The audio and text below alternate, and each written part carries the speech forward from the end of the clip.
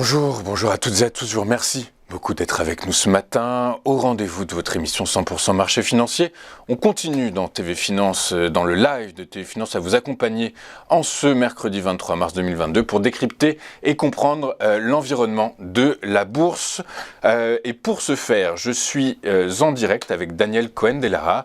Daniel qui, je le rappelle, est président de l'AFAT, l'Association française des analystes techniques. Bonjour Daniel. Bonjour Louis-Antoine. Bonjour, je vous remercie beaucoup d'être avec nous ce matin. Quels sont les actifs dont vous allez nous parler, Daniel? Je crois qu'il y a l'indice de référence des sociétés évoluant dans le secteur de la santé en Europe. On va commencer par ça. Effectivement.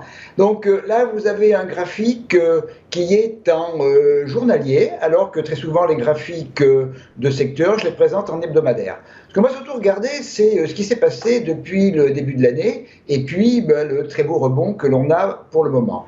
Ce qui m'a intéressé dans le secteur de la santé, c'est que par rapport aux gros indices, CAC, DAX, le secteur a beaucoup moins baissé, puisqu'on est passé de 1085 à 955, on a perdu une douzaine de pourcents, alors que les gros indices ont perdu plus de 20%.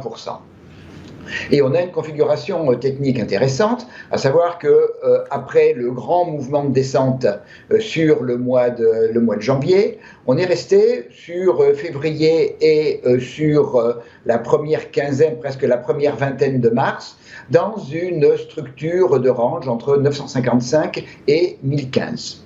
Et cette structure de range, on en est sorti d'une manière extrêmement dynamique il y a la semaine dernière, en ouvrant un gap au-dessus de 1015. On a créé également, et les deux éléments se conjuguent, une structure de double creux, avec les deux creux que j'ai indiqués sur le graphique, et puis avec un objectif de ce double creux qui est exactement le même que si j'avais mis les objectifs du range, à savoir le report vers le haut de la hauteur du range, qui nous donne un objectif technique de 1071.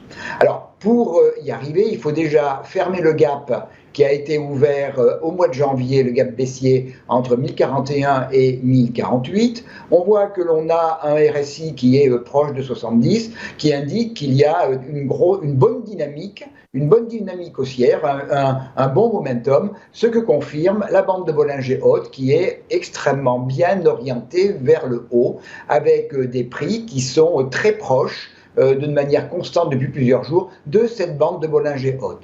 Donc, on attendra quand même, par précaution, la sortie du gap, c'est-à-dire au-dessus de 1048, pour viser 1060, 1071 et 1085. A contrario, la rupture du gap à 1015 invaliderait cette poursuite de scénario haussier.